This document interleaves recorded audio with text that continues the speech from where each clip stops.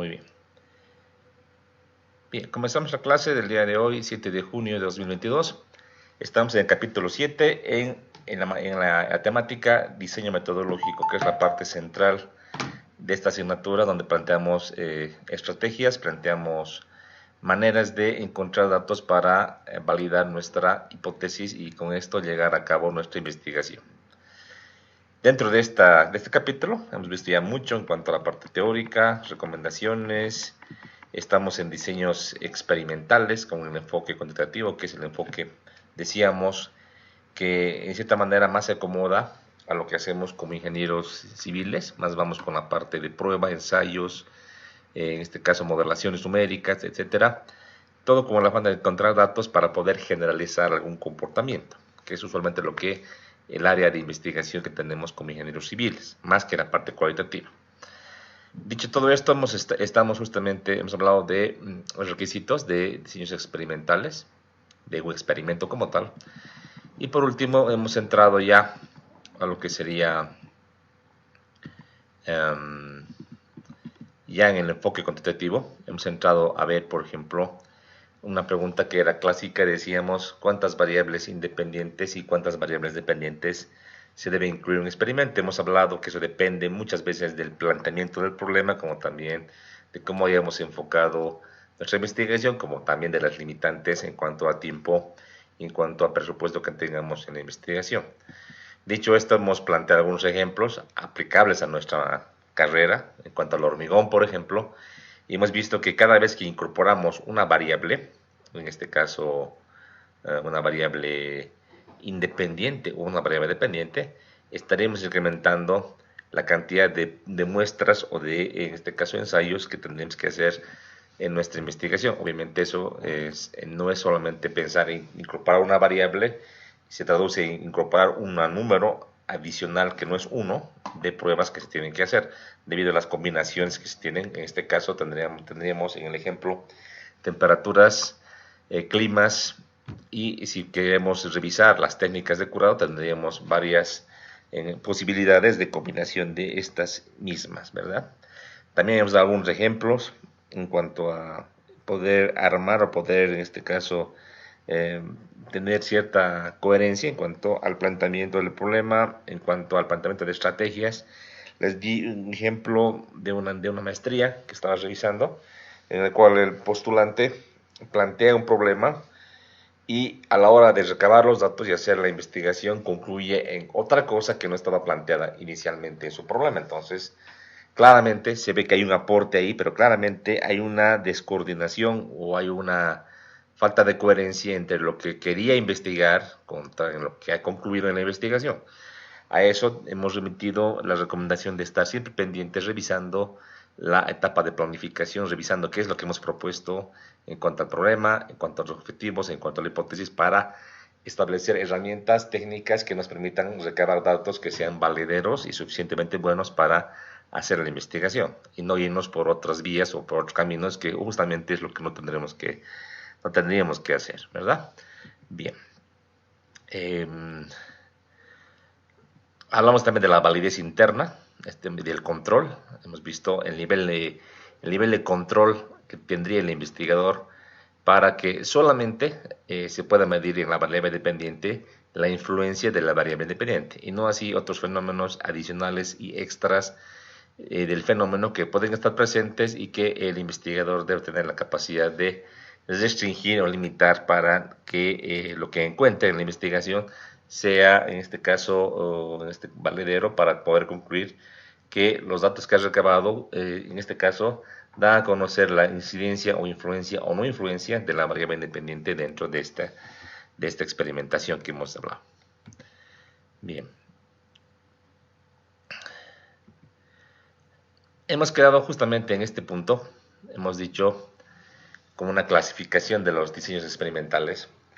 No solamente que puede ser un experimento con las condiciones que hemos hablado, desde un punto de vista conceptual y también concreto hemos dicho que lo ideal es hacer un experimento puro, que no necesariamente se puede realizar por ciertas condiciones y a veces se permite realizar una serie de ajustes y tener una clasificación de diseño experimental llamado preexperimento o un cuasi experimento, que tienen características particulares que las hacen y que tienen una aplicación pertinente. En este caso hemos hablado ya de los pre-experimentos, y la diferencia, si se quiere, con una experimentación pura es el nivel de control, que es mínimo, ¿no?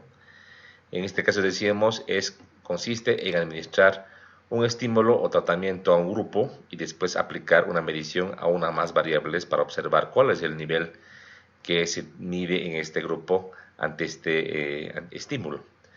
En este caso no es posible, decíamos, establecer razones causa-efecto o causalidades con certeza, pues no podríamos asegurar que se está controlando todas las variables que puedan afectar al resultado del experimento, una de las condiciones que decíamos de nivel de control de validez, ¿se acuerdan en el anterior punto? Este tipo de experimento que solamente quiere validar o quiere ver si existe o no influencia con un estímulo, es propia de investigaciones de carácter técnico, no tanto de investigaciones de nivel científico, aunque también para iniciar una investigación científica, para tener cierto criterio, uno podría hacer algunas pruebas piloto, solo con el afán de analizar y ver si realmente esa variable independiente tiene cierta influencia de alguna manera en el fenómeno. Entonces uno podría hacer alguna prueba, un preexperimento, solamente con el afán de tener criterio para luego plantear una investigación. Clásicamente hemos visto de la anterior clase de que dentro de este experimento hay unas subdivisiones. Uno podría hacer un estudio de medición post-prueba, que solamente es aplicar al objeto de estudio esta nuestra variación y luego ver en este caso lo que ha sucedido. Por ejemplo, podríamos plantear, decíamos, a unos estudiantes de la carrera un estímulo de una actividad lectiva de una clase con la finalidad de determinar su satisfacción en la clase de este profesor, ¿no? Solamente con el afán de una investigación de corte educativo podría ser esto, ¿no? No nos interesa realmente si es que el nivel de comprensión de la temática, simplemente saber si es que ellos están de acuerdo o están conformes con esta actividad, simplemente.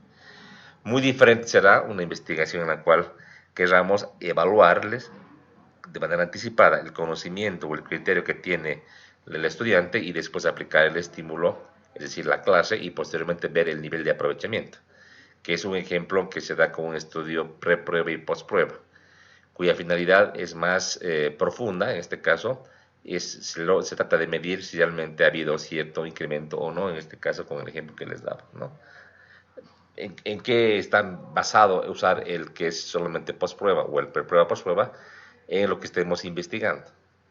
En este caso queremos investigar algo más profundo, saber si hay un comportamiento modificado o si solamente quieres medir un efecto. Son dos cosas distintas y obviamente el uso de uno u otro tipo de preexperimento está en función al tipo de problema que tú has planteado y los objetivos que tengas como investigador.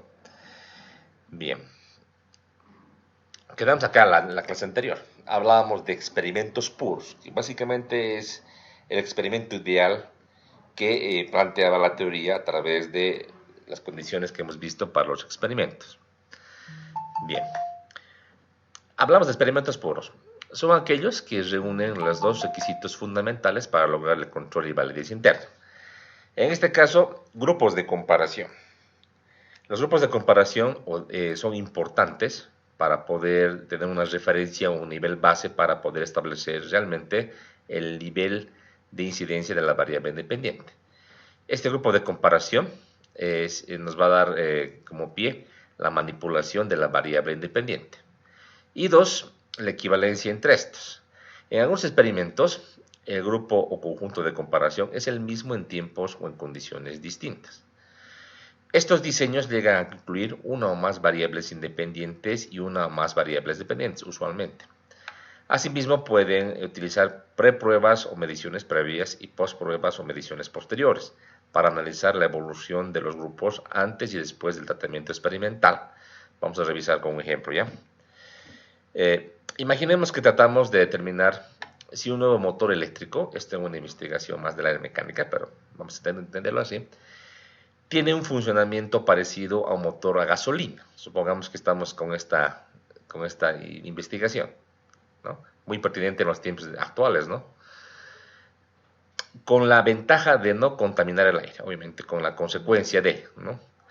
El funcionamiento se mide por el tiempo en segundos que tarda en alcanzar una velocidad de 100 km por hora y la aceleración, la cual es evaluada por un acelerómetro en metros por segundo al cuadrado y en fuerzas G de la gravedad. Podríamos tener dos automóviles gemelos o idénticos, mismo diseño, materiales, peso, neumáticos, etc. A uno se le instala el motor a gasolina y al otro se le instala el motor eléctrico. Claro, alguien podría decir, pero el peso del motor a gasolina seguramente que es mucho más que el motor eléctrico y seguramente que a nivel de peso no es lo mismo o a nivel de materiales. Sí, pero si podemos de alguna manera u otra igualar por lo menos a nivel de peso en el tema de los motores, podríamos tratar de igualar esos dos tipos de experimentación, ¿verdad? Bien, se mide su desempeño en las dimensiones consideradas. ¿Qué dimensiones? Otra vez, velocidad, el tiempo que tarda a llegar a 100 km por hora y la aceleración. Serían las dimensiones que estamos queriendo medir. Y se compara. En este caso no hay prepruebas, si se dan cuenta. Directamente es aplicación del fenómeno y la medición. Aquí lo importante es, a diferencia del preexperimento, hay aquí dos grupos. Uno es el automóvil clásico, el de gasolina, y otro es el nuevo motor que queremos investigar, que es el motor eléctrico, al cual, digamos que en otras palabras, de los dos autos idénticos a gasolina, a uno le aplicamos el estímulo de variar el motor y a otro se queda constante. Ahí está el nivel de control, el grupo de control. Lo que no había o no existía en los preexperimentos. Bien. Entonces, podríamos hablar en términos de algebraicos, como que el auto 1 se le aplica, en este caso, la variable x1, que es el motor a gasolina, y se mide en este caso el fenómeno. Al auto 2 se le aplica el motor eléctrico, en este caso la variación está ahí, y se mide en este caso el efecto que decíamos en tiempo de aceleración. Le voy a llamar O2. Entonces, tenemos el auto 1, la variación de la variable independiente y la lectura de los datos, y viceversa para el otro grupo.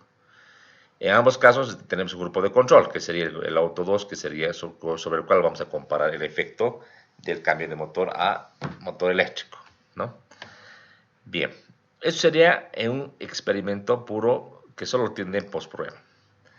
¿Qué pasaría ahora si vamos a hacer, como en el caso de los preexperimentos, una experimentación preprueba y postprueba? Vamos a ver qué pasa.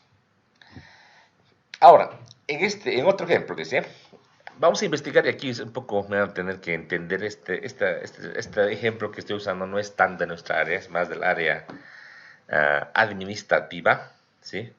Pero quiero que se entienda, creo que ustedes son suficientemente capaces de entender, ¿ya? Investiguemos, dice, gasolineras, en las cuales se instala un sistema de gestión de calidad para ver su efecto en las ventas. Se tendrían tres condiciones, en este caso grupos, por así decirlo. Uno, las gasolineras, en este caso las que vamos a analizar serían los grupos que vamos a revisar. Primeramente se miden las ventas antes, para ver el nivel de ventas antes de instalar este sistema, ¿no? Para poder evaluar. Esa sería la preprueba. Y después, en este caso, las medimos, sería la postprueba, sería ya una vez introducido el nuevo sistema de gestión de calidad. El diseño se diagramaría de la siguiente manera, ¿sí? Esta estación de gasolina, ¿sí? Número 1, vamos a hacer en este caso una medición previa del nivel de ventas. Posteriormente vamos a entrar a hacer una variación en cuanto al sistema de control de calidad y posteriormente una nueva medición del nivel de ventas. Sería el primer grupo. El segundo grupo, vamos a hacer lo mismo, vamos a hacer en este caso una medición a nivel antes de la aplicación del nuevo sistema de control de calidad. Aplicamos el nuevo sistema y luego hacemos otra medición ahora para ver la diferencia. Y por último, el grupo número 3, que sería el grupo de control. Acá hacemos una medición en el tiempo inicial, al igual que los demás grupos, Y acá no hacemos ninguna variación. El sistema de ventas se queda tal cual. Y hacemos la lectura posterior en un tiempo igual o similar del grupo 2 y del grupo 1 y 2, perdón, del nivel de ventas. Por qué tendríamos que hacer una lectura, por ejemplo, en el grupo de control? ¿Por qué no nos quedamos nomás con esta lectura que está denotada con O5? Porque probablemente en este fenómeno la fecha en la que se haga la venta incida pues en el fenómeno. No creo que sea lo mismo o igual, por ejemplo, para las gasolineras, que son empresas, vender gasolina, no sé, pues en enero o en febrero, que vender gasolina, por ejemplo, cerca de Navidad, donde todo el mundo está más activo por el tema de los regalos y demás, de seguro que hay una incidencia en el tiempo. Seguro que estas empresas tienen una gráfica histórica donde tienen picos, donde hay fechas o periodos donde hay más venta que otros, ¿verdad? No es constante, nunca es variable porque es un fenómeno social. Entonces sería importante, es relevante hacer esta medición antes y después y que las mediciones, en este caso, o 1, o 3 o 5 se hagan el mismo periodo, como también el o 2 o 4 y o 6, para quitar ese sesgo que habría por el cambio de fecha. ¿Se dan cuenta? Eso uno se da cuenta si conoce el fenómeno. Si uno, digamos, desconoce el fenómeno, piensa que es constante, y te diría para qué voy a hacer esta medición. Me quedo con los 5 nomás. Pero nótese que es bastante coherente y criterioso este tipo de investigación, ¿verdad? En este caso también podríamos, de alguna manera, tener solo un grupo al cual le aplicamos el fenómeno y el grupo de control. Se podría hacer, ¿verdad? Tener solamente este RG1, ponte, y el RG3. Sin embargo, al tener una mayor cantidad de grupos a los cuales vamos a variar este nuevo sistema, los datos que vamos a tener son más ricos en términos, en este caso, para poder generalizar. Porque lo que estamos buscando acá es una investigación con datos numéricos que nos van a servir para poder sacar conclusiones de orden seguramente aplicables a futuros, en este caso, a futuras gasolineras, a futuros emprendimientos similares. ¿Qué pasaría si este nuevo sistema de control de calidad no produce un incremento de ventas? Suponemos que, por ejemplo, el nivel de ventas de un 5, digamos que era un nivel de $100,000 y el 6 es $150,000 sin aplicar ningún estímulo. Y en O1 y O3, inicialmente 100,000, no influye o no cambia mucho el nivel de ventas en O2 y 4. Digamos que el sistema de control de calidad o gestión de calidad no tiene incidencia, más bien es perjudicial, va en contra de lo que estaríamos pensando y podríamos concluir. Pero solo con un grupo nomás de variación y un grupo de control, tendríamos muy pocos datos para generalizar. Tal vez inclusive haber que incorporar más grupos para tener muchos más datos y con esto tener más criterio para poder aplicar estadística y para poder generalizar, ¿no?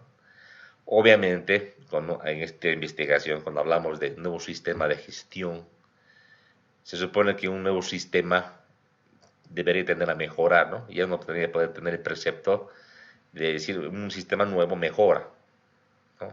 Ejemplo, si aquí en nuestra universidad, imagínense ustedes, eh, ya no tendrían que venir a hacer colas, digamos que todo fuese digital, para pagar, por ejemplo, sus segundas instancias, sus matrículas, todo en línea, automático, con un QR, por ejemplo, y te puedas imprimir tu papeleta de segunda instancia, por ejemplo, automáticamente en tu computadora.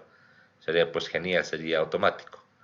O como alguien decía, por ejemplo, en unas elecciones, no tener que venir acá a hacer cola y perder todo un día, hacer directamente un sistema virtual, entonces automatizado, y que tú votes con un código como si en el banco, entras a tu sistema WebSys, tienes tu código, se lo verifica y tú puedes votar y de manera así digital. Se ahorra tiempo. Después de que todo sistema que moderniza y que da mayor calidad, mayor satisfacción a los usuarios, en este caso a los estudiantes y docentes, mejora las condiciones, ¿no? Pero a veces es también interesante saber si este sistema, aparte de mejorar, en qué porcentaje o en qué cantidad numérica mejora este comportamiento. Más que saber que sí o sí mejora, ¿verdad? Entonces, más que la parte cualitativa de decir si mejora en tales aspectos, nos interesa mucho saber en cuánto mejora en términos numéricos, ¿no? Entonces, esta investigación que parecería más del corte cualitativo se puede marcar con datos numéricos para poder luego sacar conclusiones numéricas para poder generalizar. ¿Se dan cuenta? Bien.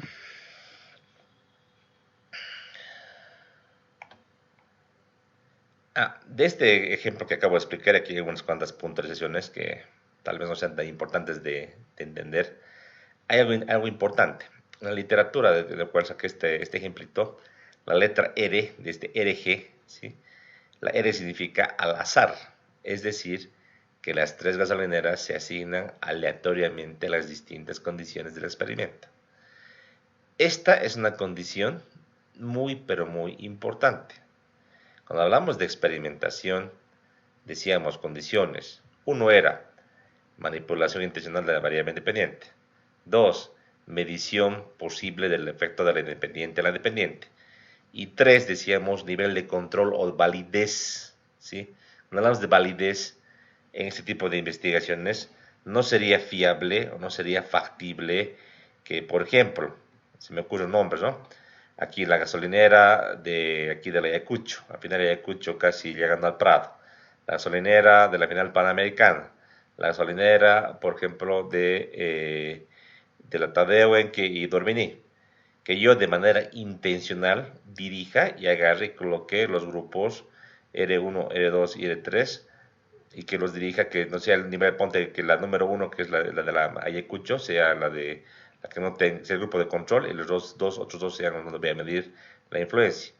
Para que un experimento tenga ese nivel de control y validez y podamos generalizar los resultados, el investigador no tiene que seleccionar de manera discrecional la muestra o en este caso dónde aplicar este fenómeno. Por eso que es importante el carácter aleatorio, es decir, al azar. Este concepto de aleatorio lo hemos de revisar más adelante, pero ustedes ya me entienden a qué me refiero. Es como hacer un sorteo, donde agarramos bolitos, le ponemos los nombres, va a una tómbola y elegimos de manera aleatoria. Eso le da o le confiere características de validez interna a nuestra investigación, ¿verdad? No es algo direccionado. Y eso tiene que entenderse de esa manera, ¿no? Por ejemplo, si confeccionamos hormigones, pero muestras para hormigones, probetas, imagínense que para toda una muestra de hormigón confeccionamos unas 30 probetas, un número interesante para hacer ensayos.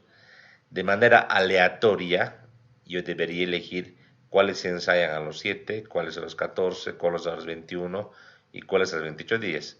Yo no debería seleccionar un poco direccionadamente, no sé, alguna probeta que yo he visto que se ha hecho mejor o que le he tratado de curar mejor, etc. De hecho, hacer variar las condiciones no es correcto. Y peor aún, agarrar y de manera forzada es elegir qué probeta va para los 28, cuál va para los 7. Para tener un experimento con datos valederos y que yo pueda generalizar, necesariamente tengo que tener este componente aleatorio. Es bien, pero bien importante. ¿Ya? Eso no ustedes que olvidar. Bien, decíamos, en este caso teníamos los experimentos solamente con postprueba, uno preprueba, postprueba, en el tema de experimentos puros, y ahora tenemos una nueva tipología llamado estudio de series cronológicas sin repetición del estímulo. Cuando hablamos de cronología, hay que ver en este caso pruebas en el tiempo, como dice acá la traducción, varias pospruebas en el tiempo. En algunas investigaciones es importante, vamos a ver, en este caso el efecto provocado por la variable independiente no se manifiesta de manera inmediata, sino que ocurre de manera paulatina o gradual en el tiempo, aumentando gradualmente su intensidad, por lo que será necesario realizar varias pospruebas de la variable dependiente en diferentes periodos de tiempo. Ejemplo, el más clásico, ¿no? El estudio para medir el aumento de la resistencia del hormigón después de haber sido curado con un aditivo especial. ¿Qué les parece? Es un ejemplo clásico, ¿no? Todo lo que es materiales de construcción, todo lo que es los fenómenos físicos, en este caso que manejamos los ingenieros civiles, difícilmente son lineales. La gran mayoría de los fenómenos son no lineales. Si bien en términos de conocimiento o en términos de aprobación, por ejemplo, de hormigones, nos interesa de sobremanera la capacidad a los 28 días, que es un término descrito por las normas, y aunque no crean el número 28, en este caso tiene cierta relación con muchos fenómenos físicos que pasan en cuerpos, en objetos, etcétera. Entonces, que de manera estándar se ha estipulado que en esa fecha, en ese día, específicamente se mide la resistencia del hormigón para su aprobación o rechazo. Usualmente en proyectos, en obras de inversión pública, nos interesa conocer a priori cuál es esta resistencia. Por ese motivo, a veces se hacen pruebas a los 7 o a los 14 o a los 21 días, solo con el afán de tener un dato de partida que lo podemos proyectar. Hay cierto tipo de investigaciones y normas que nos han dado y nos dan algunos parámetros para poder, en este caso, proyectar esta resistencia a edades tempranas a un plazo de 28 días. Como también alguna vez en algún proyecto donde se pasa, no hay un control correcto, si quieres, de las fechas, y donde estamos, por ejemplo, en el día 35, 36, y queremos ir hacia atrás, también existen valores para poder ir y proyectar hacia atrás en el tiempo. Existen esas metodologías, pero usualmente decidimos y usualmente definimos la aprobación o rechazo a los 28 días. ¿Sí? Eso con fines, en este caso, legales, técnicos, prácticos. Pero desde un punto de vista de conocimiento, es mejor que solamente ver un dato numérico y comparar con el mínimo, es agarrar y ver la evolución de la resistencia. Pero una curva, una serie de puntos que se pueden graficar en una curva tiempo-resistencia para medir el comportamiento. Usualmente los hormigones que confeccionamos son hormigones con cementos puzolánicos. Muchas normas a nivel mundial, incluida la ACE y otras, no tienen datos muy certeros o muy expresivos acerca de hormigones puzolánicos. Usualmente todo está referido a hormigones tipo 1, los cementos Portland clásicos. Y hay varios tipos de cementos en los cuales no hay mucha literatura, sobre todo en Bolivia, para poder entender bien el fenómeno. Entonces, vale la pena, por conocimiento, saber en una misma obra civil la evolución de la resistencia en el tiempo, con un mismo tipo de cemento, mismo tipo de agua, mismo tipo de arena y grava, como también algún aditivo especial que se le puede incorporar con fines específicos, como puede ser la trabajabilidad, como puede ser en este caso el retardo de fraguado o la aceleración de fraguado, o casos especiales como ser, por ejemplo, el reactor de agua, o tal vez inclusive incorporación de aire ocluido para fines de protección de hormigonado en tipo frío, u otro tipo de servicios específicos para este tipo de proyectos. Entonces, es importante conocer y saber. Ese conocimiento nos sirve para tomar decisiones, ¿no? Y les voy a comentar, por ejemplo, en alguna obra que me tocó estar ahí a pie de la obra, justamente trabajando, que era un pavimento rígido, realmente la complicación que teníamos era que la idea fundamental del pavimento rígido es tener la planta de hormigón cerca del proyecto. Inclusive es mejor técnicamente porque tú puedes controlar, puedes hacer algún ajuste, verificar el tipo de hormigón, las proporciones, y de la planta de hormigón hacia lo que sería la plataforma.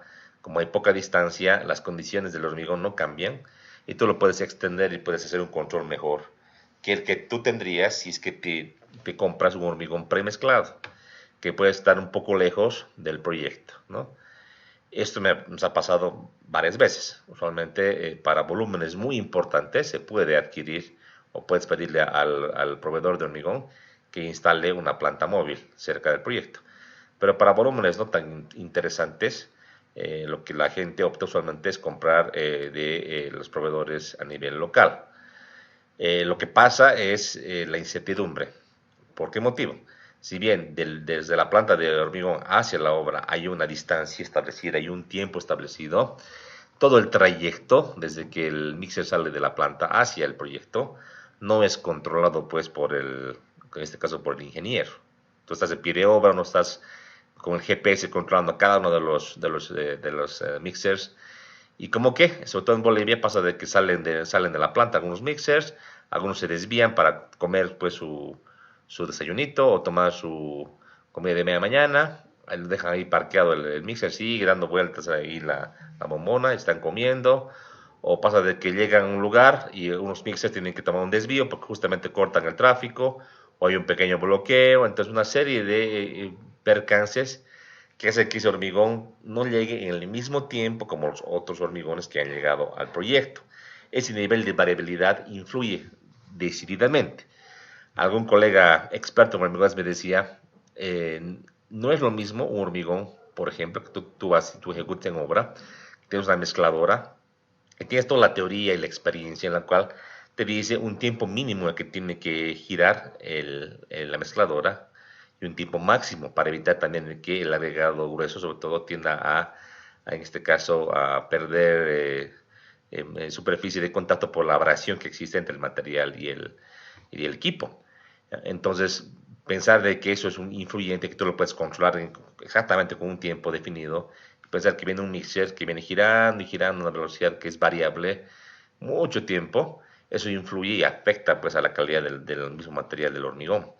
Como también pensar en que los operadores o los que manejan estos camioncitos, que usualmente ya son gente experimentada y que ya conoce, tiene usualmente a su lado una bote con aditivos. Usualmente cuando ven que hay bloqueos o que un poco se tardan en el tiempo, ellos se van fijando, se suben al mixer, se van fijando la consistencia, ellos ya tienen una idea más o menos ya definida de cómo está el hormigón y algunas veces le van echando ese aditivo, ¿no? Muchas veces yo me he tocado ver que hay gente que se trepa al mixer y le va echando a criterio, así, a mano nomás, sin ninguna medición. Entonces, hasta que vea que esté más o menos bien. Y eso es totalmente malo porque no hay un control pues, exacto de la cantidad que está metiéndole de aditivo a ese hormigón. Además que seguro que en la planta de hormigón ya le han puesto aditivo. Han calculado la distancia y tienen ya la experiencia y le ponen aditivo. Además de que, como es una fórmula un poquito entre comillas secreta, si bien te dan una proporción de materiales, te bota la dosificación, estas empresas son muy expertas en la venta de hormigones, han hecho miles de pruebas y ya conocen y ven la manera de optimizar los materiales. De seguro que el cemento es lo que menos le ponen, o sea, lo ponen muy al límite y seguro que ponen aditivos, ciertas condiciones que ellos conocen, que saben que al final en una dosificación, por lo menos de laboratorio, va a salir una resistencia mínima a la que tú has contratado, ¿verdad?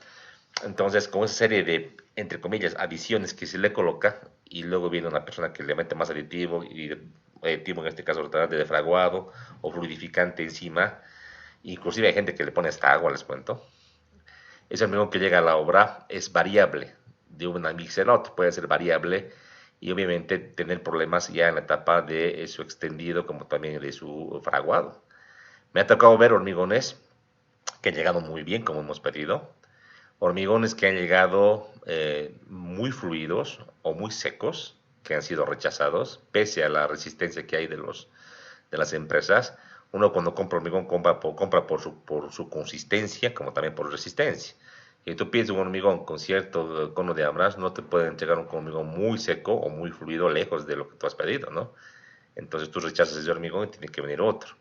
Muchas veces quieren ahí aumentarle aditivo o quieren esperar para que tenga la consistencia que tú deseas, pero obviamente eso no es lo conveniente. Alguna vez nos llegó el hormigón que cumplía los requisitos, en este caso de revenimiento, hicimos los moldes para confeccionar, en este caso, las probetas, extendimos el hormigón y lo que pasa es que se formó como una película de agua encima, un poco raro, y el tiempo que debía fraguar para iniciar el corte, porque en el pavimento rígido lo crítico es el corte inicial que hay que hacer para evitar las rajaduras, no pasaba el tiempo y no venía pues la famosa fraguado. Pensamos que estábamos con un hormigón que tenía un fenómeno de falso fraguado, pero fue un tema de un par de horas más al habitual que tuvimos que esperar para ya tener el inicio del fraguado y hacer el inicio de los cortes para poder evitar estas fisuraciones, ¿no?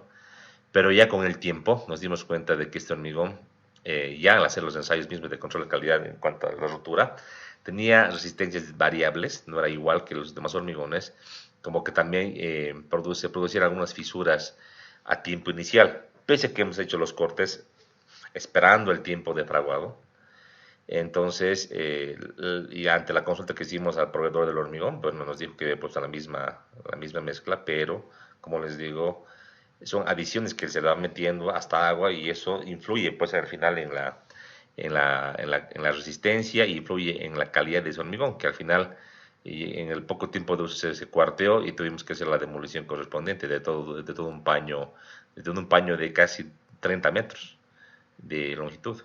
Entonces, quieres o no, el hormigón que usas en obra, es mejor conocer la influencia en el tiempo. Y si tú fabricas tu hormigón en obra, es bueno ver el comportamiento.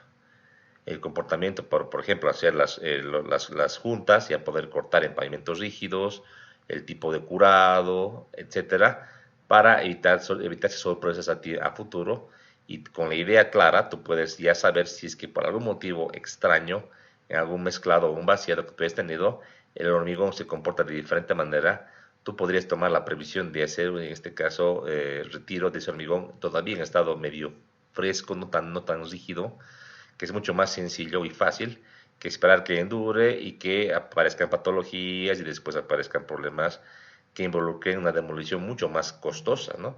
Demoler el pavimento rígido es difícil, caro y requiere mucho cuidado porque si tú demueles con equipo pesado, esa vibración que existe le va a afectar a las losas que están sanas y van a aparecer también microfisuras y toda una serie de patologías. Entonces, es mejor a tiempo inicial darse cuenta de lo que está mal y lo que ha pasado.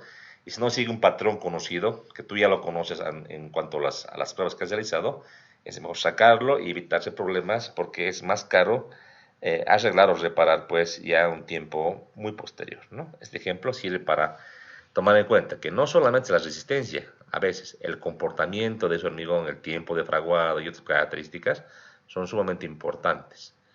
En este caso, decíamos varias pruebas en el tiempo. Entonces, para medir el incremento en el tiempo en la resistencia, yo diría para medir el comportamiento del hormigón. ¿Sí? Bien. 4. Otro estudio, en este caso cronológico, pero con repetición del estímulo. El de arriba era sin repetición del estímulo, era una sola vez. Acá en serie cronológica, pero con repetición del estímulo. Es decir, varias pruebas también en el tiempo, pero con repetición del estímulo. En este caso, el estímulo se aplica varias veces en el tiempo para poder apreciar el efecto sobre la variable dependiente, parecido al caso anterior, solo que acá repetimos este estímulo. Ejemplo, evaluación del desgaste superficial de una carretera experimental afectada por la repetición e incremento de cargas durante un periodo de tiempo de un año. A ver, yo no podría validar una mezcla o un tipo de pavimento especial, ya sea rígido o ya sea flexible, sobre todo en el rígido pasa esto, indicando de que, a ver, ejecuto el tramo experimental, libero los vehículos y al poco tiempo, yo digo, ya está muy bien, cumple con las condiciones. Porque un pavimento se diseña y se proyecta para por lo menos 20 años, lo mínimo que hay, 20 años. Entonces tampoco voy a estar yo esperando pues, 15, 20 años a ver si es que mi pavimento funciona o no funciona. Lo que hay que hacer es definir un tiempo establecido que sea razonable en el cual yo haga pasar las cargas y pueda medir el desgaste superficial. Obviamente, para que sea una experimentación pura, ¿qué tiene que haber? Tiene que haber el grupo de control, vale decir, en la misma zona, un tramo haremos con este nuevo pavimento especial y otro con el pavimento tradicional, el pavimento rígido común y corriente, con la finalidad de que yo pueda sacar conclusiones, ¿no?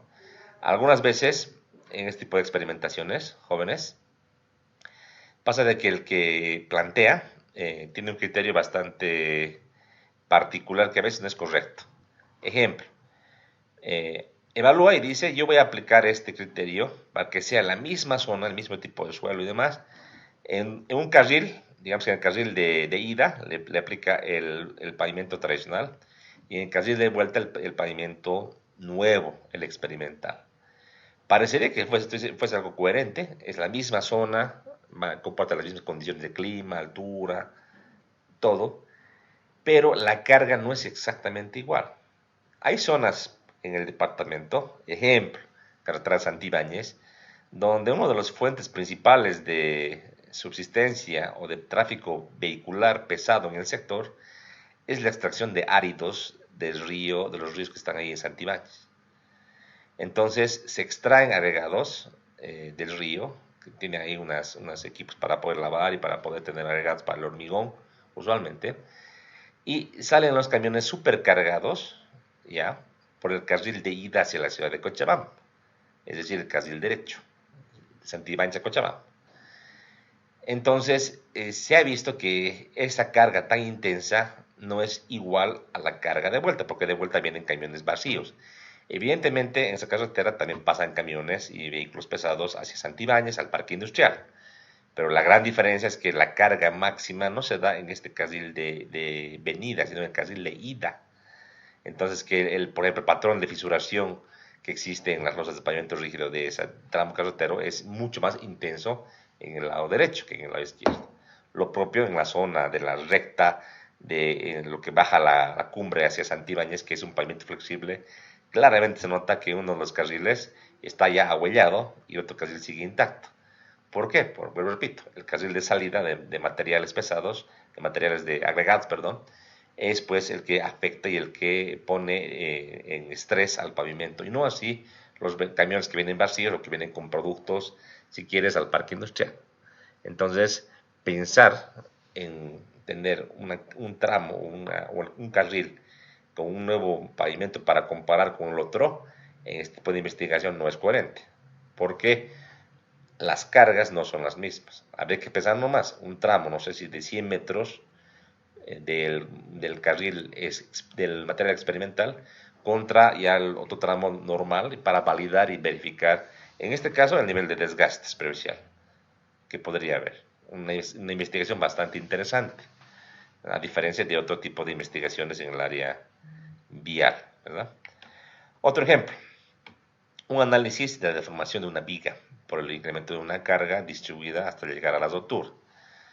Clásico, ¿no? O sea, si queremos verificar, en este caso, la deformación de una viga, ya sea de madera, ya sea de concreto, ya sea de acero, entonces no valdría solamente agarrar y meter una carga directamente sostenida en el tiempo, sino que la carga tiene que ser incrementada en periodos o en velocidades definidas por el mismo reglamento de ensayos para ir midiendo las deformaciones hasta la falla. Entonces, el estímulo o la variación de la carga, podemos decir, se da repetidamente en el tiempo. Se va estimulando, en este caso variando esta condición en el tiempo.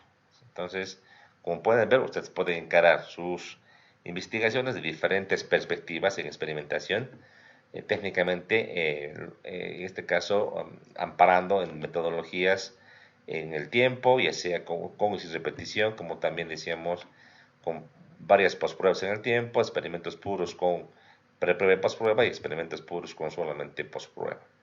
Pero en todos estos, la condición sine qua non es que hay grupos de comparación o grupos de control, a diferencia de los preexperimentos, que no hay grupo de control, solo es el estímulo y la medición, ¿verdad? Bien.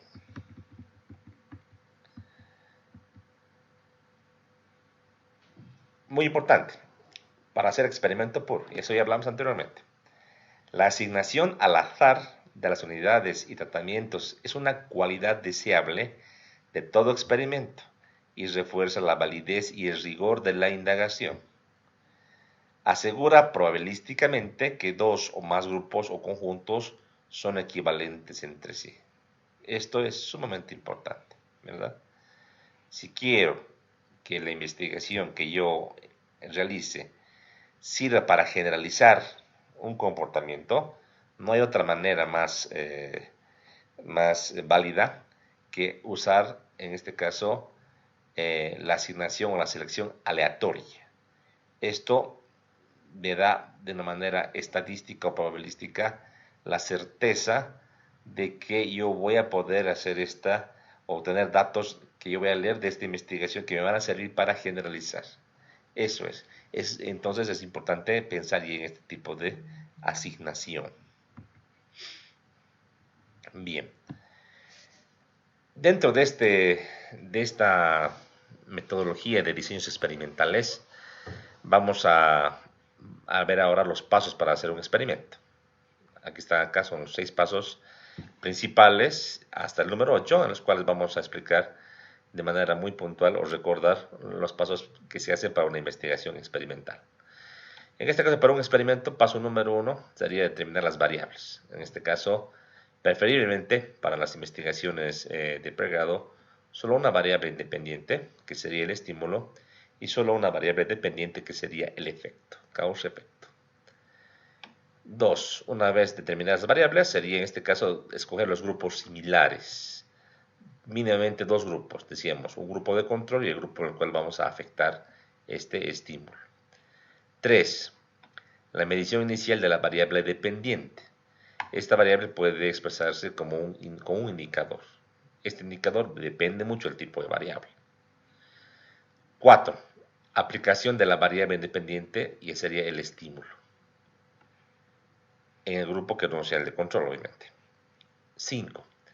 Realización de una nueva medición de la variable dependiente en ambos grupos, tanto el grupo experimental y el grupo de control. 6. Una comparación entre las mediciones de la variable dependiente en el o los grupos experimentales y el grupo de control, para conocer si hay variaciones y de qué magnitud son estas variaciones. 7. Hay que interpretar los resultados. El interpretar conlleva hacer un análisis a detalle para poder, en este caso, recabar resultados. Usualmente en este punto 7, este análisis e interpretación, aparte de los datos que se manejan en Roto, se tiene que estar apoyada en literatura. Todo el marco teórico nos sirve para sustentar, para apoyar o respaldar los datos que estamos encontrando. 8. La representación lógica es la siguiente en cuanto a todo este procedimiento, ¿no? Objeto experimental, en este caso, O1, aplicamos el estímulo y luego leemos los datos. Ese sería el grupo experimental. Objeto de control, hacemos una medición inicial, no aplicamos ninguna variación, en este caso estímulo, y hacemos una segunda lectura posterior al mismo tiempo o estado que el grupo experimental, grupo de control. Recalco que este procedimiento, que es muy coherente y lógico, no limita a tener más grupos experimentales. Decíamos, tener más grupos experimentales va a conllevar seguramente a una mayor cantidad de datos y seguramente a una mayor certeza y confianza de una tendencia que podamos identificar en una investigación.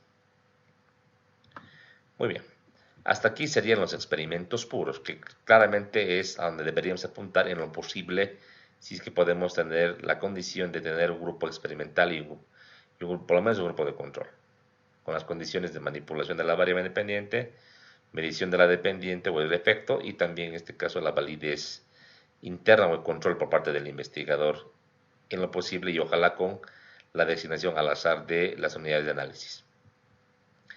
Ahora vamos a ver lo que sería un cuasi experimento. El término cuasi llama la atención y nos quiere indicar que no es o no cumple los requisitos específicos de un experimento puro. Vamos a revisar. En los diseños cuasi experimentales también se manipula deliberadamente al menos una variable independiente para observar su efecto sobre una o más variables dependientes, solo que difieren de los experimentos puros en el grado de confianza que se tenga sobre la equivalencia inicial de los dos grupos. Entonces, la diferencia fundamental es el grado de confianza. Vamos a ver por qué. En los experimentos, las unidades o casos no se asignan al azar a los grupos, sino que los grupos ya están formados antes del experimento. Son grupos intactos. La razón por la que surgen y la manera como se formaron es independiente o aparte del experimento, ¿ya? A ver, pasa de que muchas veces en algunos fenómenos, sobre todo en este caso sociales tal vez, como investigadores no podemos hacer esa selección al azar, que sería lo ideal para garantizar, entre comillas, de manera estadística, probabilística, la confiabilidad y validez de los datos que vamos a recabar. Ya está por defecto en este caso asignado por condiciones ajenas al investigador, es independiente. Eso le quita un poco de validez, o si quieres, de validez o de confianza probabilística a los resultados que vamos a recabar. Pero a veces no hay de otra, a veces no podemos hacer esta suerte de asignación al azar a los grupos. Ya vienen predefinidos. Vamos a revisar con algunos ejemplos. Por ejemplo, si estuviéramos experimentando con una nueva maquinaria y la nuestra estuviera constituida por operadores, perdón, la muestra, y los del primer grupo o experimental con la maquinaria nueva, que le voy a llamar G1, fueran del turno matutino, y los del segundo grupo, grupo de control, con la maquinaria vieja, G2, del turno vespertino, o sea, de la tarde, los operadores no se asignan al azar, pues ya no pertenecen al turno. Interesante, ¿no? Esta investigación tiene que ver con nuestra área, que es la ingeniería, en este caso, caminera, hablemos. Pasa de que hay muchas empresas donde los trabajadores tienen un horario. Probablemente yo quiera pues hacer esa prueba y que los mismos operarios, en este caso puedan hacer de manera aleatoria, puedan operar el equipo nuevo y el equipo antiguo. Se da pero que por restricciones, en este caso de la entidad o del trabajo de los operadores, no pueda de manera aleatoria decir tú ven en la mañana, tú ven en la tarde, sino que ya está predefinido que unos están en la mañana y otros en la tarde. Entonces, no habría manera de hacer esta asignación aleatoria. ¿Se dan cuenta? Y está un poco ya dirigido específicamente por condiciones propias del fenómeno que estoy estudiando. No puedo agarrar como investigador y decir, tu trabajador ahora, yo digo, porque soy investigador, vienes a la mañana, tú pasas a la tarde, porque hay reglas y hay, en este caso, derechos adquiridos por los trabajadores que van a impedir que yo como investigador haga lo que se me dé la gana, haga esto de tema aleatorio. Entonces, como pueden ver acá, esto es muy ajeno y va al margen de lo que piensa o lo que quiera hacer el investigador. Aquí está un poquito, digamos que, cesado al tema de poder hacer este tema aleatorio para poder comparar, ¿no?, la máquina. Esto es bastante interesante, ¿verdad? En términos de decir o encontrar realmente cuán mejor o cuán ventajosa es la nueva maquinaria que la clásica, ¿no? Uno podría pensar a priori una maquinaria nueva debe ser mucho mejor, ¿no? Pero ¿cuánto mejor? Ahí está un poquito la duda, pero en términos de, yo les diría, la mano de obra o el operador, yo creo que es fundamental, o sea el equipo que utilice. Me tocó ver a mí, felizmente he trabajado buenos años en servicios de caminos, me tocó ver a mí que para un mismo equipo, inclusive con equipos, entre comillas, más viejos, con operadores más experimentados, se conseguían mejores rendimientos y mejores trabajos que con equipos más nuevos, con mayor tecnología inclusive, pero con operadores un poquito menos expertos, ¿no? Entonces hace mucho la influencia del operador. Entonces, para poder saber realmente cuál es la licencia de la maquinaria, complicado sería comparar con el mismo operador, sería lo ideal, pero en este tipo de investigación que se plantea acá, no siempre se puede, ¿no? Bien. Hasta aquí lo que serían los diseños experimentales en el enfoque cuantitativo. ¿Alguna pregunta que tengan hasta acá? ¿Pregunta o duda? ¿Consulta?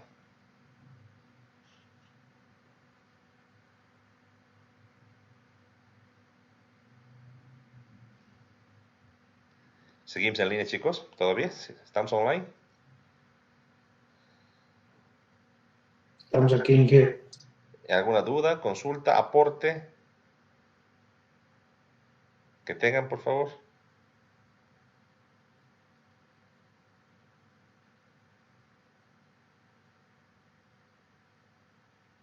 Bien. Sigamos adelante entonces. Ahora vamos a entrar a los diseños con enfoque cuantitativo, pero no experimentales. Uno podría pensar a un principio de que no hacer un experimento o prueba o ensayo se le quita validez y más o menos no podríamos vincular la parte numérica al no hacer experimentos. No llega, no va tan de la mano, no parecería, pero sí se puede. Vamos a ver algunos casos, ¿ya? En este caso en particular, este tipo de diseños no experimentales se basan en la obtención de información sin manipular los valores de las variables. Ojo, sin manipular. Es decir, tal y como se manifiestan las variables en la realidad. Todo lo que no se podría hacer en un experimento. Decíamos, ¿se acuerdan?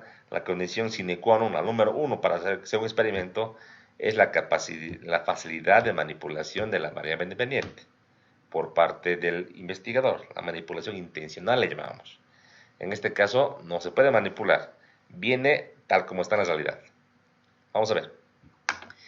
En algunos proyectos de investigación de ingeniería existen una serie de características que no se pueden manipular, como por ejemplo, el sistema constructivo de una vivienda, el nivel educacional del personal obrero, de los trabajadores, el estado actual de una carretera, la calidad de los materiales de una edificación ya construida, la edad del personal, el estado de salud, materiales de estos equipos, sistema de frenos de un vehículo, etc. Son características, entre comillas, variables ya predefinidas que tú no lo puedes cambiar, no puedes modificar. Si tienes una carretera construida con un material específico y tiene un estado actual ya definido, tú no puedes agarrar una varita mágica y cambiar así a tu antojo. Ya está hecho, está ahí. Y sobre esa base tienes que partir. No, tú no puedes cambiar esto. Como por ejemplo también diríamos el nivel educacional de los obreros o de los operadores de una empresa. Métodos constructivos de una vivienda o sistema constructivo, por ejemplo. Está definido, tú no lo puedes cambiar. Entonces son cosas sobre las cuales tenemos que partir y en este caso aplican diseños en los cuales vamos a obtener datos numéricos, pero no vamos a hacer experimentación. Por otra parte, asimismo, también existen investigaciones en las que a pesar que se pudiera manipular las variables, existen factores éticos que no las hacen viable. Cuando hablamos de factores éticos, hablamos, por ejemplo, de que yo no podría agarrar a un grupo de trabajadores o operadores, meterlos como un laboratorio y poder tomar mediciones al respecto. Obviamente eso no se puede hacer por temas éticos y lógicos y coherentes, ¿no? Ellos no son ratones de laboratorio sobre los cuales yo puedo hacer lo que yo quiera como investigador. Entonces, necesariamente, estas variables que no las puedo manipular o no las puedo tocar como investigador, las debo asumir, las debo operar como vienen, no puedo modificar. ¿Sí? Ahora, ya entrando más en concreto, dentro de este tipo de diseños tenemos las investigaciones descriptivas y las ex post facto. Un poco raro el nombre, pero es así, ex post facto. Vamos a ver a qué se refiere. Una investigación descriptiva, como el nombre lo indica, ¿sí?, va a ser aquella en la cual vamos a describir características dadas del objeto de estudio. ¿Sí? Usualmente en una investigación descriptiva hay autores que no la clasifican como diseño cuantitativo, sino cualitativo. Sin embargo, en la metodología que estamos llevando a cabo, la estamos enfocando en un diseño cuantitativo sobre el cual vamos a ir trabajando. Y vamos a ver algunos ejemplos. Número 1. El estudio de la vulnerabilidad sísmica de edificios menores o iguales a 4 pisos en la ciudad de Cochabamba. Este ejemplo lo hemos tratado ya reiteradas veces en este curso. El término vulnerabilidad sísmica quiere decir que es muy interesante y pertinente conocer cuán vulnerable o cuánto se puede afectar o no una edificación o edificaciones de una zona ante posibles eventos sísmicos. Obviamente, un sismo, actualmente con la tecnología que tenemos, no es previsible. Los sismos son variables en cuanto a intensidad, magnitud, duración y características particulares. Sin embargo, y lo óptimo sería tener mediciones muy constantes y datos históricos bien concebidos y bien resguardados y analizados para tener un espectro sobre el cual podamos trabajar. Si bien podemos decir que el sismo que ocurra mañana o de aquí a un año o de aquí a un tiempo sea exacto al que yo voy a modelar o analizar para una estructura, yo bajo ciertas condiciones genéricas podría probar la vulnerabilidad o no de mi edificación ante un evento sísmico. Usualmente se trabaja con espectros de respuesta que tienen a ser como un envolvente de los fenómenos sísmicos que se esperan ocurran en una zona y que están muy vinculadas con el tipo de suelo y otras características particulares que tienen, en este caso, este tipo de espectros que se encuentran en las guías o normas de diseño sísmico. Actualmente en el país tenemos la guía de diseño sísmico del año 2020, que está aprobado por el Ministerio de Obras Públicas y que tiene, en definitiva, estoy acá con el documento, está en mi mano, tiene, aparte de mapas de amenaza sísmica, tiene los espectros de respuesta ya definidos para diversas zonas, en este caso del país, y además para diversos tipos de suelos y con parámetros con los cuales se pueden analizar y se pueden implementar. Entonces, un estudio importante es saber cuán vulnerable ante efectos sísmicos podrían ser edificaciones. Ahora, ¿qué edificaciones? No podemos agarrar y pensar en hacer para todo. Obviamente hay que agarrar rangos. Uno podría hacer edificios menores iguales a 4 pisos. ¿Por qué? Porque el investigador define, pues, ¿no? ¿Qué tipo de edificación? Pero la justificación podría ser que, por ejemplo, a nivel de Cochabamba, por ejemplo, de la ciudad de Cochabamba, del total de edificaciones, gran parte o la mayoría cumplen esta condición, son menores o iguales a 4 pisos. Son viviendas particulares, unifamiliares, multifamiliares o viviendas de corte social. Usualmente en Cochabamba el término 4 pisos tiende a limitar el nivel sobre el cual uno tiene que colocar un ascensor. Muchas veces colocar ascensores o un ascensor es una limitante importante porque requiere un presupuesto adicional bastante caro construir como también hacer el mantenimiento de un ascensor. Por ese motivo que muchas edificaciones se limitan a 4 pisos, no va más allá de eso. Entonces es importante atender esta gran porción de las edificaciones a nivel de nuestra ciudad de Cochabamba. Será interesante, es importante saber cómo estamos construyendo, cómo se construyó antes y tal vez con lo que encontramos en este estudio podamos sacar conclusiones para que la alcaldía, que es la entidad que regula las construcciones a nivel local, tome previsiones y saque normativas o ordenanzas municipales que impidan seguir construyendo como estamos haciéndolo, de manera, digamos, indiscriminada, con sistemas vulnerables, etcétera, y proponga y entre comillas, obligue a edificar bajo condiciones más seguras y que van a ser menos vulnerables ante un sismo que se espera que llegue a Cochabamba en un tiempo no muy lejano, debido a la amenaza sísmica que tenemos como ciudad. Entonces es un estudio muy, pero muy importante. Evidentemente, pensar en todo Cochabamba se hace complejo, ¿no? Yo diría, un estudio como este para todo Cochabamba es muy ambicioso. Podría ser encarado por un grupo de investigadores que tenga recursos, que tenga la logística para poder encarar y obviamente el número de ingenieros que para poder atender este tipo de estudios o agarrar, en caso de un tesista, tratar de agarrar por zonas, en este caso más pequeñas y específicas para poder sacar algunas conclusiones que sean importantes, ¿verdad?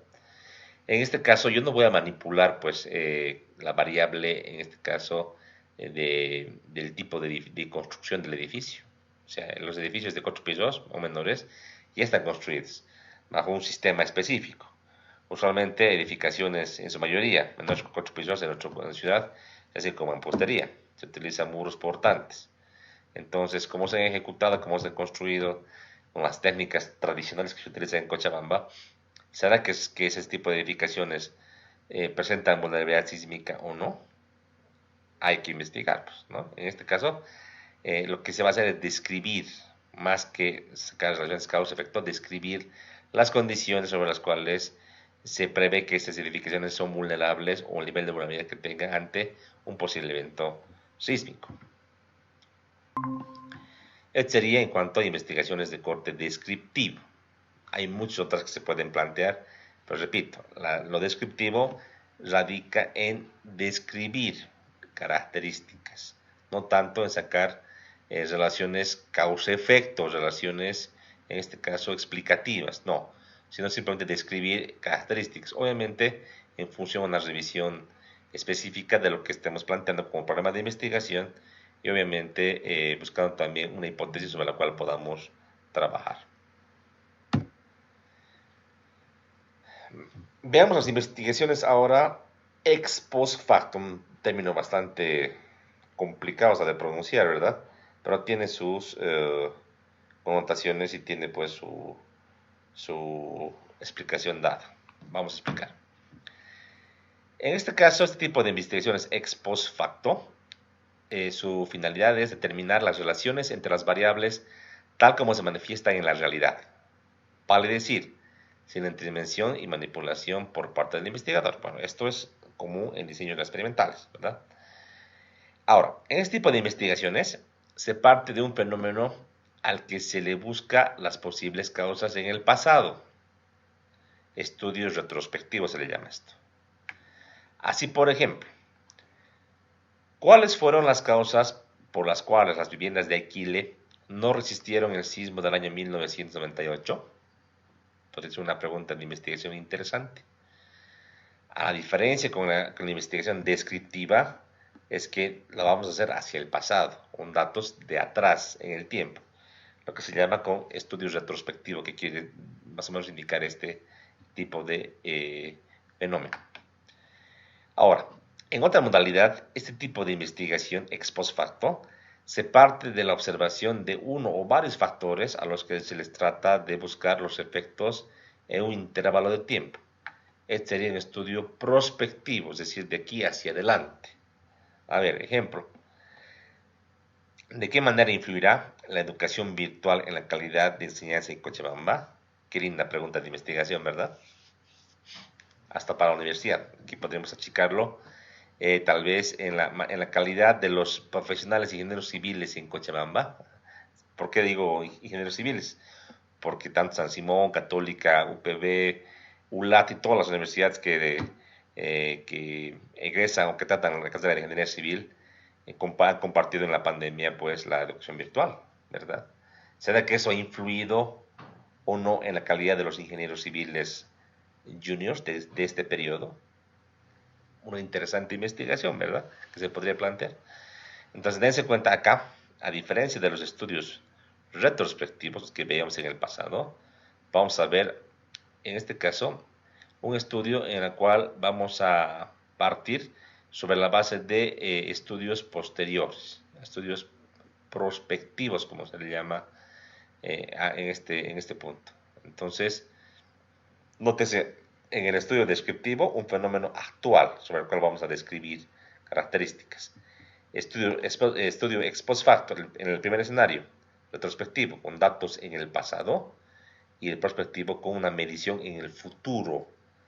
Entonces aquí tenemos un tipo de investigación muy diferente, muy particular, o muy en el pasado o muy en el futuro. Ambos tipos de estudios son pues relevantes, importantes, y obviamente sacar datos, ya sea del pasado o del futuro, está en función del tipo de pregunta de investigación. Nótese que aquí hablamos de un sismo del año 98 y aquí hablamos de resultados de investigación de educativos posteriores a la educación virtual, que seguimos todavía ahora analizando y viendo. Entonces, realmente hay diferencia, sí, y la elección de uno u otro está en función nomás pues de el tipo de pregunta de investigación. Por eso se llama ex por los retrospectivos y post por el tema de los prospectivos. Y en unos solos se lo ha clasificado ex post facto. Facto de hechos. Otro ejemplo. Influencia de la informalidad de la construcción en Cochabamba en su vulnerabilidad frente a un sismo.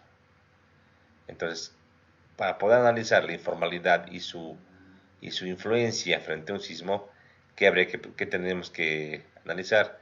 Analizar hacia posteriori y ver lo que pasa una vez pase un evento sísmico para validar esta informalidad en la construcción.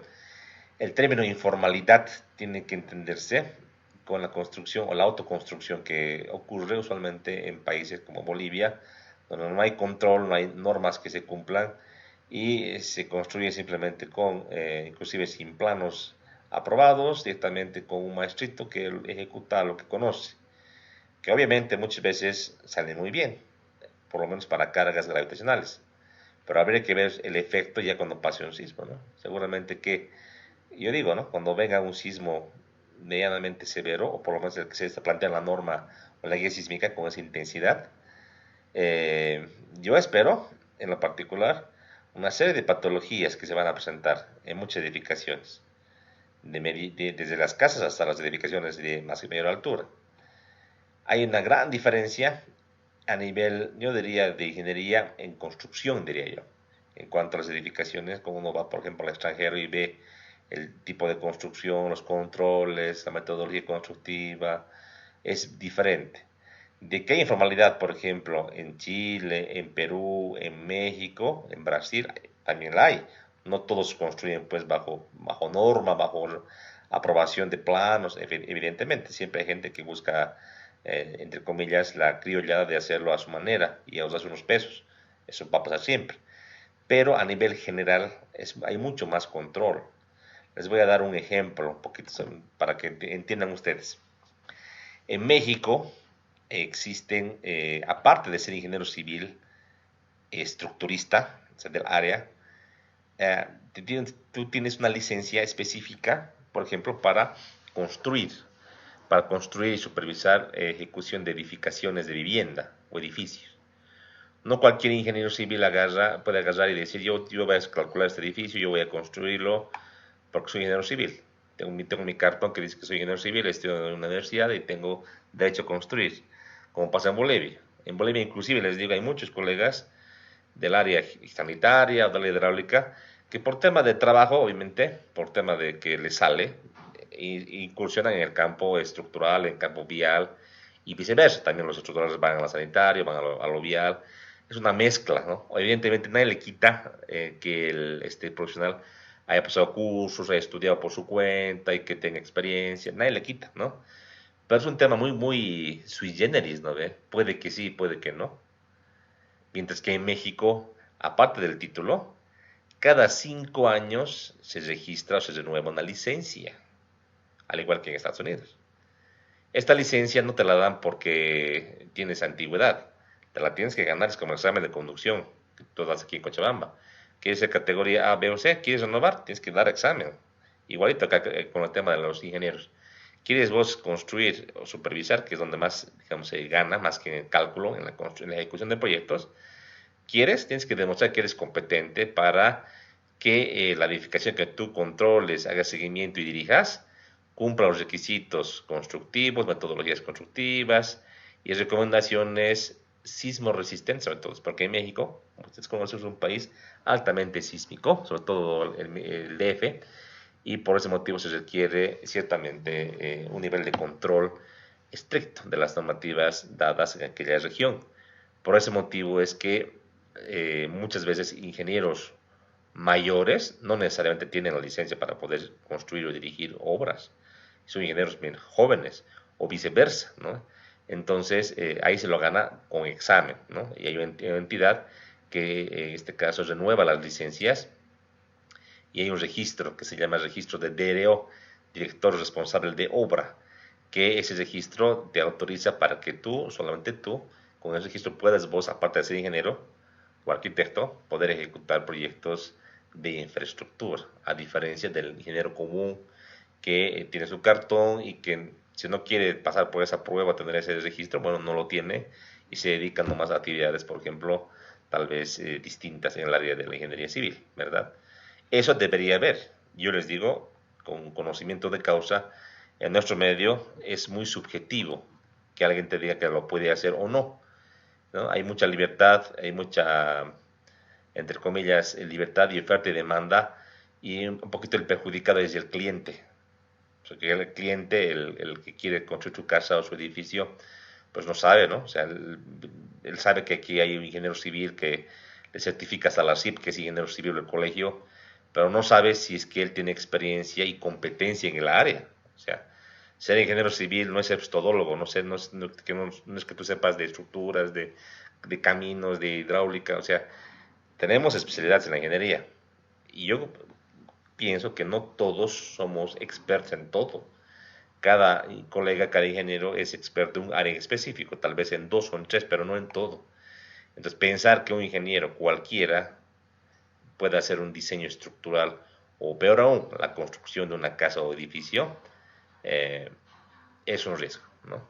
Pese que es mejor que esté un ingeniero, aunque no tenga mucha experticia, aunque no sea de tanto del área, que un cliente lo haga solo, que lo haga un albañil y pare de contar. Evidentemente hay una gran diferencia. Pero para tener garantía respecto a las edificaciones, debería ser el especialista que esté en cada uno en su área, ¿no? Si uno es hidráulico, al área hidráulica nomás, pues si uno es estructurista, al área de estructuras, ¿no? Por ese motivo es que se ve pues, de manera periódica problemas, fallas estructurales. Me tocó ver muchos casos en los cuales estaba un ingeniero a cargo, pero lo que pasaba era que no era el ingeniero que era del área, era un ingeniero que, si bien era civil, era de otra dimensión y se metió ahí porque tenía que trabajar, ¿no? Entonces pasa eso, pasa. Ahora, de que ustedes se capaciten, que se mejoren en sus competencias y que la vida te dé la experiencia para poder tomar decisiones y demás, es correcto, es cierto, pero alguien debería medir ese nivel de capacitación. Alguien debería decir si este ingeniero está habilitado o no. O de por ahí con el tiempo no ejerce. Imagínense que un ingeniero sale el año 2023 y por motivos X o Y viaja al extranjero y se dedica, no sé, pues a la importación de productos. Pasan 10 años y quiere ahora volver a la ingeniería, ¿no ve? ¿Ustedes creen que va a tener las mismas competencias? En este caso conceptuales, prácticas o habilidades prácticas para poder hacer un trabajo de ingeniería, si 10 años de su vida ha dejado y ha dedicado su quehacer a otra actividad. ¿Ustedes creen que se puede? Yo creo que no. Entonces, alguien tiene que certificar. Ahora, de que tú puedas por tu cuenta estudiar, capacitarte y pasar cursos, estudiar por tu cuenta y poder optar después a un área específica de la ingeniería. Fantástico, pero alguien tiene que tomarte el examen, la prueba respectiva para decir, este señor sí puede y está habilitado. En Estados Unidos pasa lo mismo. En Estados Unidos se hacen pruebas periódicas, se toman exámenes periódicos a los ingenieros, sobre los cuales se regula y se actualiza su matrícula. Entonces, tendría que migrar, seguramente que esta metodología a todos los países del mundo. Yo creo que en Bolivia deberíamos también pensar en eso. Obviamente, plantearlo ante colegas ingenieros civiles es para ganarse en su mayoría el enojo o el desprecio respectivo, porque la mayoría quiere tener un mercado más abierto para poder trabajar, y es justo. Todos tenemos derecho a trabajar, pero con la debida responsabilidad. Es como pensar que un médico general o que haya hecho especialidad, digamos que en traumatología, pueda participar luego en cirugías del área, en este caso ginecológica, o del área ocular. O sea, hay que ser más concretos y serios en ese sentido. Y yo creo que nuestra carrera es tan interesante y bonita que uno puede ejercer en diversas áreas, pero hay que tratar de que los problemas, sobre todo en el área como de la construcción, estén tratados por gente especialista en el tema. ¿Sí? Es como sugerencia y como una reflexión al respecto. ¿Sí? Muy bien. Bien.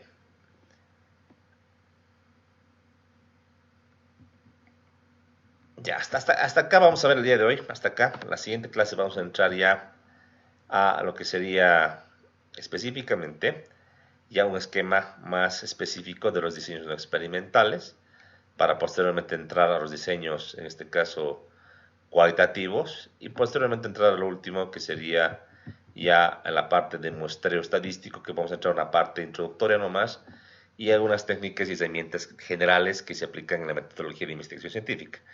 Obviamente, cada uno de ustedes tiene que seleccionar y elegir la vía.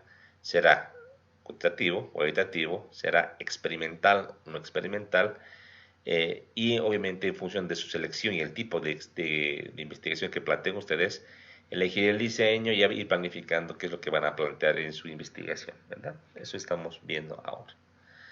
¿Algún comentario que tengan, alguna inquietud que tengan, podamos hablar, conversar?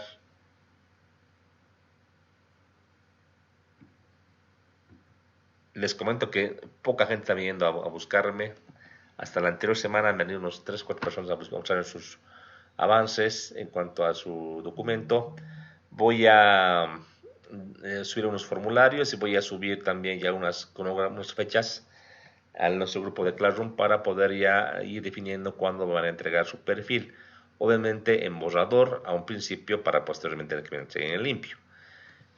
Como estamos ya migrando hacia la normalidad, voy a tratar de dar clases presenciales, más que clases presenciales, poquito a pedirles que vengan aquí a la universidad, 10 específicos, para que haga la revisión personalizada de cada uno de sus perfiles. No valdría la pena que me entreguen ustedes un perfil en borrador, que lo elaboren, digamos, un poquito por su cuenta, que yo lo lea y que encuentren una serie de tal vez errores de fondo desde el planteamiento de formulación del problema. Mejor valdría agarrar y poco a poco ir avanzando y viendo con una revisión específica, que así lo hacíamos en la etapa presencial. Ahora con la virtualidad por el tema de la pandemia hemos tenido un poquito que pausar y ver más de documento, pero mejor siempre es compartir. Y créanme, con los que han venido acá a exponer su tema de investigación, que hemos podido ayudarles un poquito, ha sido mejor y lo han ido ajustando. Entonces, voy a programar alguna de estos días de la siguiente semana. Yo estimo avisarles, yo estimo tal vez antes de las clases, probablemente tipo 1 de la tarde, 2 de la tarde, poner un horario y ya sacar una lista definitiva para que se presenten a la carrera y podamos hacer una revisión de no más de 15 minutos por perfil o por tesista para poder evaluar por lo menos cómo está marchando su documento. Evidentemente, como les decía en este ejemplo que acabo de explicar, que es válido también para el tema de metodología, yo no soy todólogo, yo no sé de todas las menciones de la carrera, pero al leer la pregunta de investigación, los objetivos, hipótesis y todo lo que estén planteando, yo me sabré ubicar y por lo menos metodológicamente voy a poder percibir si estamos yendo bien o si estamos un poco perdidos en el planteamiento de nuestro documento. Créanme, a un principio es complicado. Les he dado un ejemplo, no hace mucho de una tesis de maestría que ya estaba elaborada, donde tenía esa incongruencia, ¿no? Muy básica entre lo que planteó investigar y lo que consiguió. Pese a que ha hecho un buen aporte, el tesista ha hecho un trabajo muy interesante, pero realmente sus conclusiones estaban totalmente fuera de lugar, no estaban abocadas a lo que él planteó inicialmente, ¿no? Créame, no es por obligación que les pedimos planteamiento, formulación, hasta la hipótesis incluso. No es por obligación de la metodología o del documento del perfil de tesis. Es la guía de la investigación. Entonces, si tú como investigador haces una buena planificación, un buen perfil, por lo menos hasta lo que sería hipótesis y diseño metodológico, créeme, a la hora que tú ejecutes la tesis en el taller 2, en el siguiente semestre, vas a hacer tu investigación de manera muy coherente, muy rápida y muy ajustada. Evidentemente siempre hay que hacer un ajuste, nunca es exactamente como se planifica, pero es el punto de partida sobre el cual tú vas a ir trabajando y seguramente que vas a llegar a un buen puerto si es que lo has hecho a conciencia, lo has planteado de una manera correcta. Y yo voy a ser un poquito más exigente, ¿no? Ahora, a revisar, si me voy a dar cuenta que están un poco perdidos, que no han planteado un buen programa de investigación de un inicio y que quieren forzar un protocolo de investigación, yo me voy a dar cuenta y les voy a tener que reprobar. O sea, es importante. Hay una crítica muy importante en nuestra universidad que dice, la mayoría de los estudiantes de la carrera de Ingeniería Civil, sobre todo, están orientados a hacer PETAN o a ser diplomado de titulación. Son modalidades que están habilitadas, está muy bien, no hay ninguna observación al respecto, pero tiene que haber un grupo de estudiantes que hagan tesis, que hagan investigación, pues, por lo menos orientada a lo que es la ciencia, el conocimiento. Tenemos laboratorios, tenemos en este caso centros de investigación, tenemos muchas cosas para poder aportar a nuestro país y tenemos que orientar también nuestros esfuerzos a hacer esto. Entonces, sería interesante que muchos de ustedes ya planteen temas de investigación y los ejecuten. Créanme, va a haber apoyo, inclusive ahora hay una beca tesis que se llama así, que la DUBE está planteando y según me acuerdo, alrededor de 5.000 bolivianos es como un premio al que ejecute una tesis en el área de investigación a nivel de cualquier carrera de la universidad. En este caso, lo que quiere San Simón es que se haga investigación, no solamente en la parte después de los docentes e investigadores, sino a nivel de las tesis. Muchas becas exigen tesis, exigen que te tengas un proyecto de investigación que lo hayas culminado. No importa mucho el nivel, repito, no importa mucho la amplitud o el tamaño de la investigación. Lo importante es haber planteado un buen problema de investigación, acotarlo bien, plantear tu hipótesis y haber hecho la investigación. Ya sea experimental o no experimental, no importa. La idea es haber planteado y ejecutado este protocolo de investigación, porque la gente que da becas en algunas instituciones no gubernamentales del extranjero ven como competencia obligatoria. ¿Por qué motivo? Porque en la maestría no hay pues proyecto de grado, es tesis. Entonces ven, si te van a dar una beca de maestría, tú tienes competencia en investigación, pues no es algo que va de la mano y seguramente que lo vas a hacer muy bien. Pero si tú has hecho un proyecto de grado, tal vez has sido por un petán o un diplomado, no tienes ese roce con la investigación o esas competencias que te habiliten para hacer una maestría. Y es más, en el extranjero, ni bien ya tomas la beca, llegas a la universidad, empieces con la tesis. No es que pasas todavía tus módulos para hacer al final. De entrada te asignan un tutor y ya tienes que identificar un problema, evidentemente un poco más de colaboración por parte del tutor y del centro de investigación al cual tú vas a estar asociado, pero si no tienes esa competencia, esos criterios para poder plantear una investigación, hacer un perfil o ejecutar, créeme que no te ven muy bien. Entonces es algo que exige y pide usualmente, en este caso, la comunidad internacional que da pues becas a nivel de maestría o doctorado. Entonces sería importante que ustedes ya a estas alturas puedan plantear y puedan, entre comillas, practicar. Es más, hay gente que ha hecho un buen tema de investigación en pregrado y prácticamente lo ha profundizado en el posgrado. Es el mismo tema, pero que lo ha ido poco profundizando en términos de investigación. Entonces, ya tienes harto avanzado ahí, ¿verdad? Entonces, hacemos esa llamada de atención para que ustedes se involucren con esto, ¿no? Yo les voy a pasar un cronograma entonces, la siguiente clase para que nos veamos la siguiente semana acá en la universidad. Obviamente vamos a coordinar los horarios para no tener problemas de choque de clases, pero yo considero que vamos a poder llegar a un buen puerto y de manera individual, uno por uno, vamos a ir revisando sus documentos y ver cómo estamos, ¿sí? Muy bien. ¿Algún otro comentario que tengan?